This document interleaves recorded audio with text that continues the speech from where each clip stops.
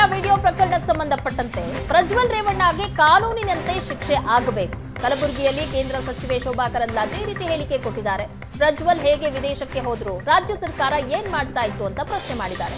ಕಾಂಗ್ರೆಸ್ನವರು ಒಳ ಒಪ್ಪಂದ ಮಾಡ್ಕೊಂಡಿದ್ದಾರಾ ಅಂತ ಪ್ರಶ್ನೆ ಮಾಡಿದ್ದಾರೆ ಶೋಭಾ ಕರಂದ್ಲಾಜೆ. ಯಾರು ತಪ್ಪು ಮಾಡಿದಾರೋ ಅವರಿಗೆ ಶಿಕ್ಷೆ ಆಗಬೇಕು.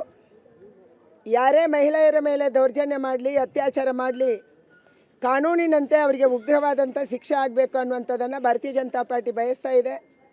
ನಾವು ಕಾನೂನಿನ ಜೊತೆಗಿದ್ದೀವಿ.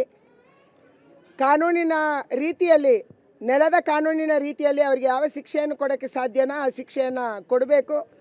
ಮತ್ತು ಸರ್ಕಾರ ಇದರಲ್ಲಿ ಯಾವುದೇ ರೀತಿಯ ಮೀನಾಮೇಷವನ್ನು ಎಣಿಸಬಾರ್ದು, ಒಳ ರಾಜಕಾರಣ ಮಾಡಬಾರ್ದು. ಇದು ನಮ್ಮ ಅಪೇಕ್ಷೆ ಇರುವಂಥದ್ದು. ಅದಕ್ಕಾಗಿ